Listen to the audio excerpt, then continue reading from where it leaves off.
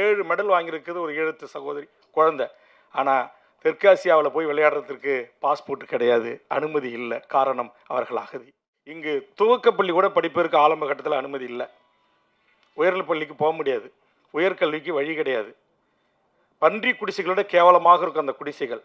அவர்களுக்கு அடிப்படை வசதிகள், கட்டமைப்புகள், அதை அத்தனையும் கொஞ்சம் கொஞ்சமாக சட்டமன்றத்தில் போராடி ஒரு மக்களால் தேர்ந்தெடுக்கப்பட்ட தமிழக அரசு இங்கு வாழ்கின்ற எமது உறவுகளுக்கு இந்த கூட்டத்தில் கூட என் கோரிக்கை ஏற்கப்பட்டு மாண்புமிகு தமிழக முதலமைச்சர்களால் ஈழ அகதிகள் குடியிருப்பு என்று சொல்லக்கூடியதை மாற்றி அமைத்து அவர்களுக்கு 3000 வீடுகளுக்கான அறிவிப்பு வெளியிட்டிருக்கிறார்கள்.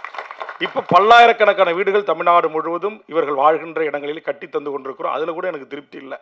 நான் ஆய்வுக்கு போன எல்லா கலெக்டர் ஆஃபீஸஸ் எல்லாம் கூட்டுக்கிட்டு அவங்க கழிவறையை வெளியில் வச்சுருப்பாங்க. நான் சொன்ன ஒரு வயது வந்த பெண் அல்லது ஒரு இந்த பேய் பிசாசுக்கு பயப்படுற ஒரு வயசு பொண்ணு, ஒரு சின்ன பையன் எப்படிங்க 12 மணி 2 மணிக்கு வெளியில் வந்து அவன் டாய்லெட்டை பயன்படுத்த முடியும்? கட்டி கொடுக்க தான் கட்டி கொடுக்குறீங்க, இன்னும் ஒரு 10 அடி சதுரடி கொஞ்சம் பெரிதாக கட்டி கொடுக்கக்கூடாதுன்னு அதற்கு ஒரு பரிந்துரையும் நான் செய்தேன்.